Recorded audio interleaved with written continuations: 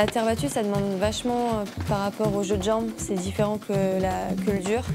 Sur terre, si tu glisses pas, c'est compliqué. Je dirais pas plus physique, mais ça demande quand même... les échanges sont plus longs, il y a plus de rallyes, donc ça demande un peu plus physiquement, je pense. Moi, je vais envoyer le ballon et qu'il roule. Et l'idée, ça va être en gros d'arrêter le ballon avec la jambe arrière en étant en fente. Ok? Ouais. T'as peur, elle là? Mais t'envoies tellement mal. Là, pourquoi elle était pas... Il faut qu'elle soit comment? Un peu en force, genre. Moins fort? Ah oui, si jamais moins fort, tu cours pas assez vite et du coup, si tu vas tout doucement, donc comme l'envoyer, t'as glissade. Moi, il faut que tu partes hyper vite là. Okay.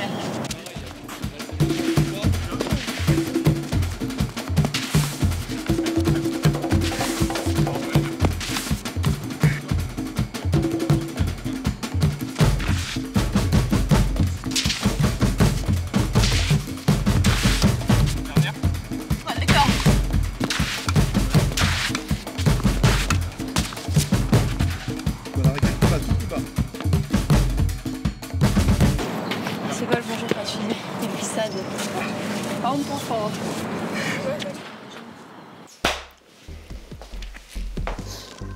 Il peut y avoir parfois une forme d'impatience chez ces jeunes joueurs qui ont eu l'habitude de gagner très souvent chez les jeunes. Et là, ils ont envie d'intégrer le top 100, le top 50, le top 30. Mais tout bêtement, dans le top 30, il n'y a que 30 places. Donc parfois, il faut patienter.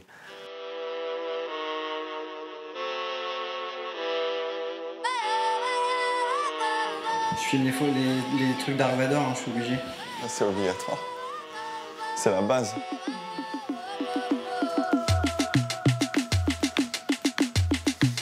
La mascotte. Hein. El Grande Soquetto. Regarde-moi ça, ce petit enfant. C'est Simba, regarde. Hello. Ouais, ça va bien? Ouais. Elle est un peu plus discrète. Ils ont arrêté de dormir avec moi. Avant, ils dormaient avec moi, ils dormaient sur ma tête. Maintenant, ils ont arrêté. C'est triste, mais c'est comme ça. C'est pire. Comment ça, pire? Moi, j'aimais bien.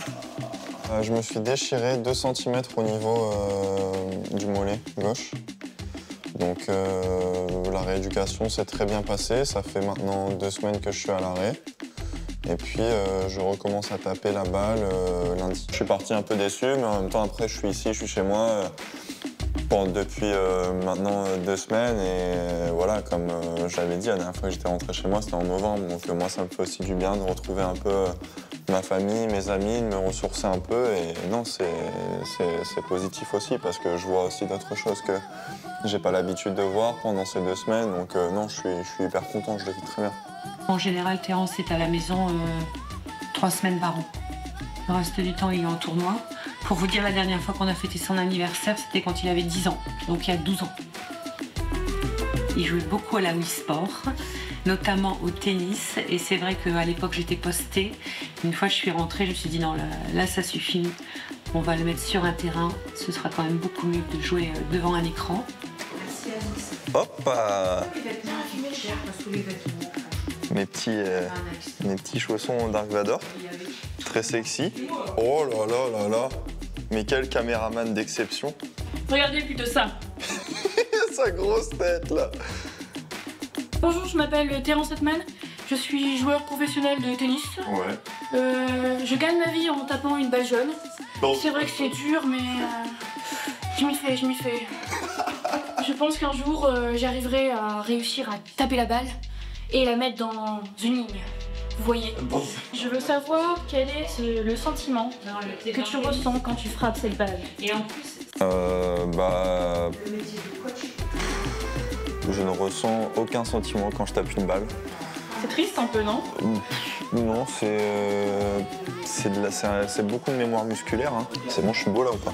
Franchement, le cadre il est super bien. Ouais. Dis-nous quelque chose que personne ne sait. Quelque chose que personne ne sait. Les gens savent que je suis un grand fan de la culture japonaise. Je suis addict au shopping. Mon but il est simple, hein. Mon but il est simple et précis, c'est d'avoir la plus grosse collection en France. Donc milieu. Non, là on est sur du très très lourd. Ça vaut très cher. Relâche ça. Mais non, non, non, non. Non, non. Non, non. Les collectionneurs, ils savent ce que c'est. Faut pas toucher. La Pochita, elle est même dans mon sac de tennis. Hein. Il me suit partout. Mais partout, partout, partout. Je dors avec. Quand je vais sur un match de tennis, il est dans mon sac de tennis. Ça veut dire que je ne passe pas un moment sans mon Pochita. Ça, c'est le porte-bonheur.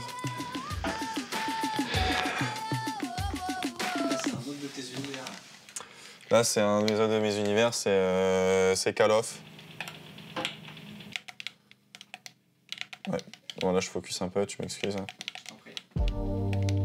Dead. Voilà. Bon, petite partie de chauffe, tranquille. J'ai la killcam en plus. Ça m'apaise un peu. Dans le sens où voilà, le tennis c'est un sport qui est tellement stressant que si à côté on n'a rien pour pouvoir se détendre un peu, se pouvoir détacher un peu de la pression, c'est compliqué. Après moi je suis quelqu'un qui est très compétitif, donc tu vois quand je joue à des jeux comme ça, moi je joue uniquement pour l'aspect compétitif, donc en fait au final je retrouve un peu les mêmes émotions et les mêmes sensations que je retrouve sur un terrain, et qui sont des émotions et des sensations qui sont inexplicables. Le fait d'être sous pression, de stress, etc., on le ressent aussi dans ce genre de jeu en aspect compétitif.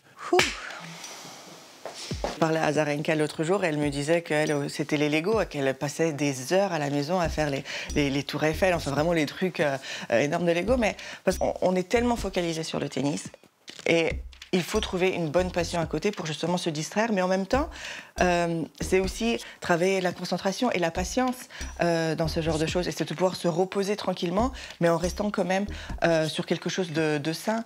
Donc c'est important d'avoir des choses, des passions à côté.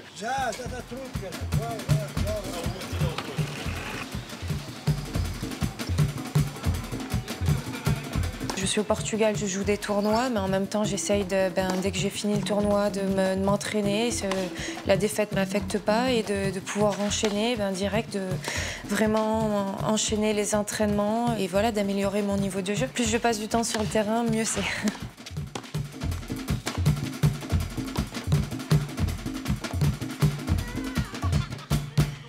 C'était mon 50e dans la journée. J'avais peut-être...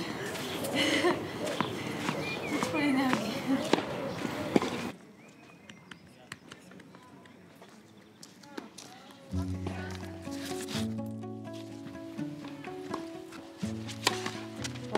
Tu vois, le dernier match que j'ai fait, j'ai commencé à plus passer de première dans le jeu. Ça m'a... en fait, après, tu veux faire quoi en fait, sur seconde, je me fais éclater. J'arrive pas à l'accepter, en fait, que mon niveau, il peut baisser. Notre imagination nous joue plein de tours. D'accord ? Par exemple, toi, tu as une mauvaise image de toi. C'est ton imagination. C'est toi qui imagines que tu as une mauvaise image de toi. Peut-être de rater. Au final, j'ai une angoisse. Quand ça va pas, c'est pas trop les gens qui croient pas en moi. Qui m'embêtent, c'est plus parce que ça, des personnes qui ont pas cru à mon projet. Ça fait beaucoup déjà depuis maintenant. Donc ça, je sais y faire, mais c'est plus justement plus les gens au final qui croient en mon projet, quoi. Tu vois que j'ai pas envie trop de les décevoir, c'est plus ça en fait. Tu vois, mon agent, toi, mes proches, c'est plus ça où en fait c'est des fois tu dis tu fais de la merde, et en plus t'as l'impression de les décevoir un peu. Tu vois, c'est que de l'imagination, ça. C'est toi qui considères que tu déçois les autres. Moi, je suis jamais venu te voir en te disant que tu me déçois. Tu rends tout le monde fier. On dit les Français n'ont pas de mental, et au contraire, ils ont trop de mental. Le mental, c'est les pensées, c'est le conscient. Quelqu'un qui a trop de mental, il va mettre beaucoup de mots, il va beaucoup penser. Le sport, c'est le contraire, c'est l'autre côté, c'est l'autre hémisphère du cerveau. Si tu penses, t'es mort. Dans le sport, tu penses pas. Là, le jour J, c'est intention, action. J'ai une intention, je fais une action qui suit. Et c'est plus le moment de réfléchir.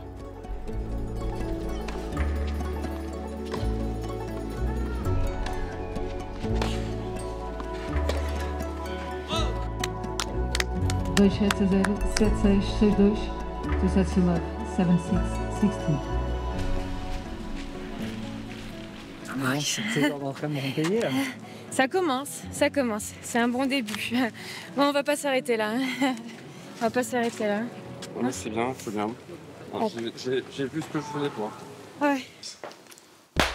Ce qui est génial, c'est que tout d'un coup, vous avez l'impression que tout le travail que vous avez fait en amont, que vous commencez à côtoyer les tout meilleurs, que ça y est, vous êtes en train de passer le cap. Et donc là, il commence à y avoir quelque chose qui s'anime en vous petit à petit. De serrer la main à quelqu'un en regardant dans les yeux, en disant bien joué et en gagnant un match, c'est primordial. En fait, on ne peut pas fonctionner autrement. En revanche, de jouer les meilleurs vous permet de progresser. Parce que si vous restez que sur le circuit ITF, il y a quand même beaucoup de joueurs qui montent dans le top 100 en gagnant que des challengers. Il y a un moment où vous êtes limité. En fait, il faut passer un cap pour voir, ben oui, si je joue un peu plus court, je me fais punir. Si je ne tiens pas mentalement dans le temps, je ne gagne pas un match en 3-7. Donc, il faut vraiment, avec l'entraîneur, bien jauger sa programmation pour gagner de la confiance et en même temps se challenger avec des matchs plus intéressant. Gros, tu peux acheter de la crème fraîche? Ok. Ouais, épaisse, c'est pour faire du poulet à la crème fraîche. Ah, ça tu sais me parler. Ouais, vas-y, viens, je vais faire ça, comme ça. Vas-y, à tout de suite. Mais t'as pas une planche, gros, c'est vraiment, ça serait vraiment plus simple, quoi. Gros, il m'appelle un jour.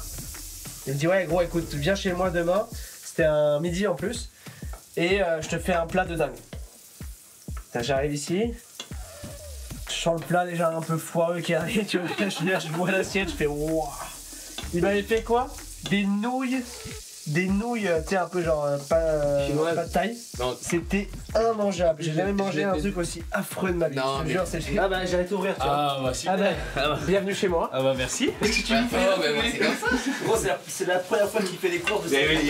Il savait pas le pauvre, attends, il était tout perdu là. Déjà, il a dit attention, pas le couteau dans la poêle, je t'ai déjà dit toi aussi. Il manque les assiettes. Il manque les assiettes quand même. Bon, sinon on fout les pâtes là-dedans puis on prend la gamelle. Dans la gamelle, pas comme d'habitude. Avec Lucas. Moi aussi, il arrive. Lui aussi, il va le faire après. Il arrive. Et c'est. En fait, Schwarzy, c'est un gars qui nous inspire. Sa vie nous inspire, ça t'inspire. Nous inspire. Tu t'es fait tatouer Conquer. Et lui, il s'en fout, il va se faire tatouer ce qu'il veut. Schwarzy, tu vois, c'est un mec qui nous inspire. Déjà, c'était un grand sportif quand même. Puis je trouve qu'il a un parcours de vie intéressant. Et puis non, en vrai, c'était plus essayer de se faire un tatouage en commun, tu vois, qui nous représentait un peu.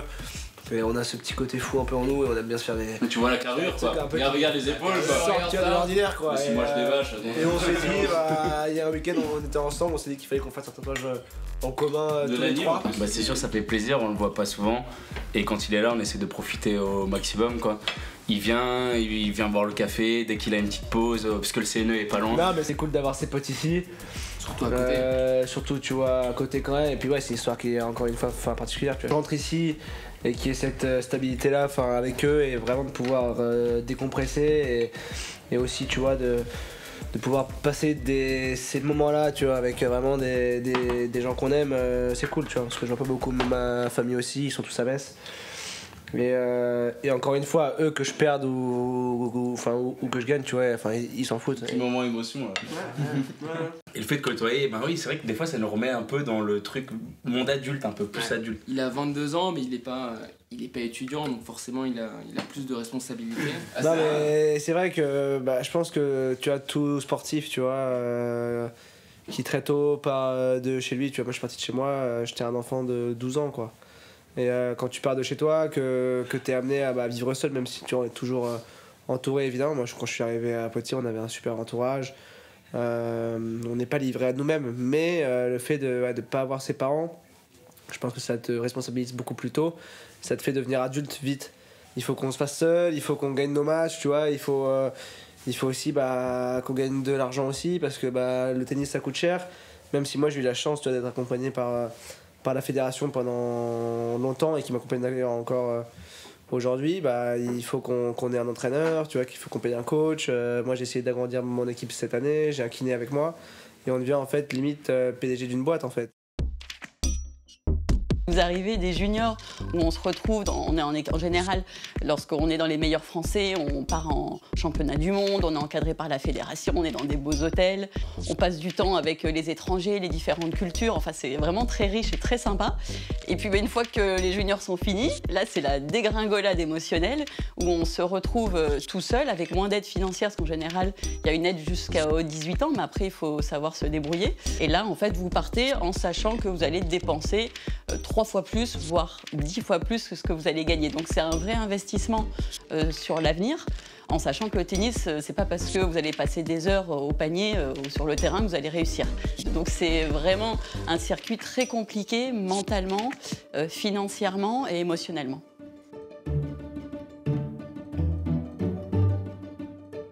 Le premier qu'il est là, tu vas pouvoir le filmer. Regarde, quand on passe là, qui c'est qui est là-haut? Qui c'est qui est là-bas? Ah waouh, waouh, et c'est beau ça, c'est beau. Et vous avez vu la surprise? Qu'est-ce qui est là?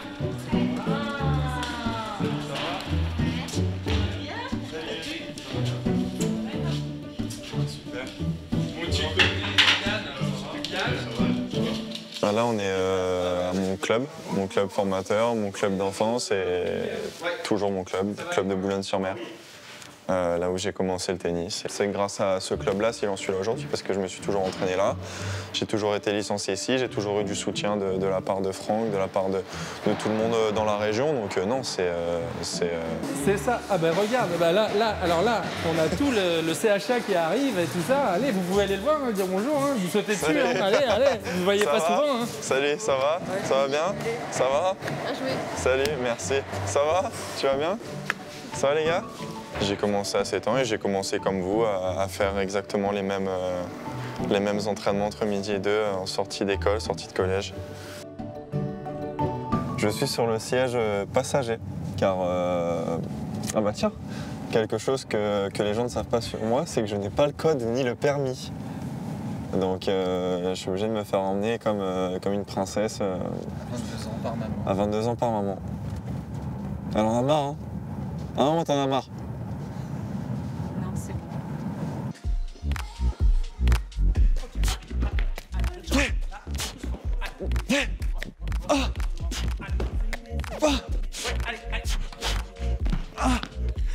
J'ai décidé de faire en fait un petit test maintenant avant que les copines viennent à la maison. Je passe un petit test. Comment ça les copines? Y a pas les quand copines. on aura une, ok. Je dois d'abord la valider et après elle peut rentrer. Sinon elle rentre. De toute façon, il y en a. C'est marrant, j'ai l'impression normalement c'est le grand frère qui protège ta petite sœur, j'ai l'impression que c'est toute ta petite sœur qui se protège. Là.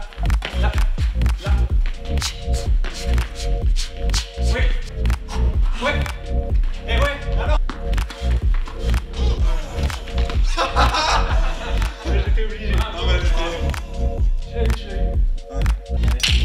Il n'y a pas de métier dans le monde, ou quasiment pas, où il y a 150 élus.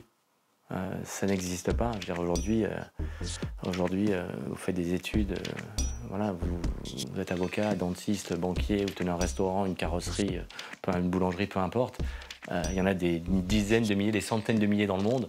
Ce n'est pas normal aujourd'hui qu'un sport aussi médiatique, aussi populaire que le tennis, soit un sport niche, avec seulement 150 joueurs dans le monde qui vivent de leur métier, alors qu'il y a environ 75 000 footballeurs.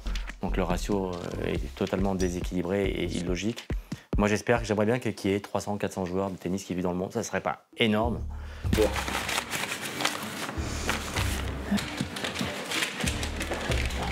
Bon, c'est l'heure de la compta. Et moi, j'essaye de rattraper mon retard. Ce qu'il y a, c'est que je pars de très loin parce que j'avais pas trop bien compris le système. Je pense qu'il y en a quelques-uns qui s'occupent de ça. Sinon, après, je pense qu'il y en a d'autres qui peuvent payer une personne qui s'occupe de ça. C'est pas mon cas. Tu peux te retrouver arnaqué, tu peux profiter un peu de toi. Mais je pense que moi, je m'arnaque toute seule. Là, je gagne pas, il n'y a pas de plus et de moins, il y a beaucoup de moins. Je rentre pas assez d'argent, j'en perds beaucoup. Pour le moment, c'est comme ça, faut croire en son projet, faut investir et c'est après que tu prends. Il n'y a que dans les grands chelems où tu prends, où t'es gagnant. Et après, voilà, moi je voyage avec un coach, j'essaye de voyager aussi avec un sparring parce que ça m'aide à progresser dans mon jeu.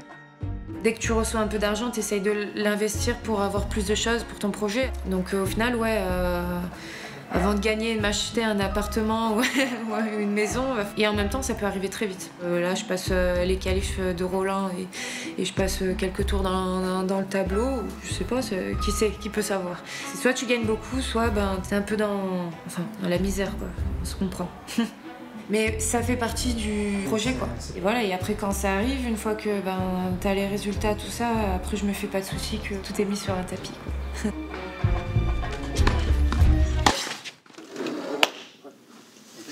La précarité, c'est avoir du mal à payer son loyer, tout simplement. C'est du mal à s'acheter les aliments qu'il faut pour bien manger. C'est les logements, c'est les voyages. Au lieu de faire un voyage où on va avoir un avion qui va mettre 2 heures ou 3 heures pour aller quelque part, finalement on va mettre 8 heures parce qu'on veut payer moins cher et qu'on fait plusieurs stops. Ça va être, c'est beaucoup de choses comme ça. J'ai des images très claires finalement de moments où j'ai vraiment galéré. Mais justement, comme je disais encore une fois, c'est des moments positifs puisque c'est des moments qui nous font se remettre en question, c'est des moments qui nous font, qui nous donnent la motivation.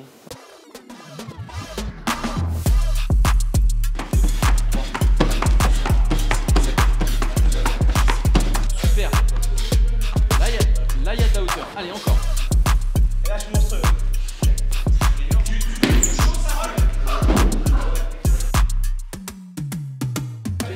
Tu vas à chaque fois, Mathias, quand tu joues dans. Je te laisse répondre. C'était quoi Je te dis. Il me demande si je te bats à chaque fois qu'on se joue. Je le bats à l'entraînement, je le bats en match officiel, je le bats dans la vie. En 6 ans d'entraînement avec Mathias, j'ai gagné 3-7. Un match déjà. Pourtant, ça me met pas en confiance à chaque fois. Du coup, ça me permet de repartir au travail encore. Moi, je trouve que ça te permet d'apprendre des choses sur toi. Qui vont bien au-delà du tennis. Genre quoi? Des choses inconscientes que tu peux pas expliquer, mais tu vois que ton corps ressent. C'est de la poésie. C'est important de jouer avec des personnes d'expérience comme ça. Ouais, Mathias est un grand joueur à l'entraînement. Bon, match aussi d'ailleurs. Il faut un peu moins match. Et quand il joue contre moi, je sais pas, il doit avoir une petite haine envers moi, ou le fait que je sois plus jeune que lui. Il a envie de me battre à chaque fois. Bleu, rouge, bleu, rouge, bleu.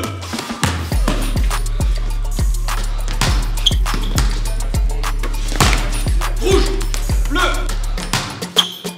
rouge.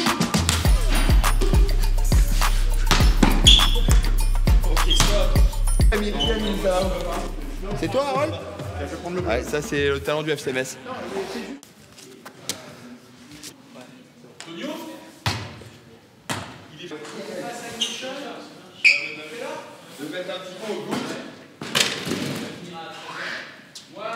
Tiens, Lucas. Donc voilà, là on est sur Paris, semaine de repos, de soins et d'entraînement. Et puis après il y a encore un gros bloc qui arrive avec Roland Garros en point de mire. Donc voilà, c'est vraiment la partie la plus importante de la saison en tant que Français avec le Grand Chelem parisien qui arrive, quoi.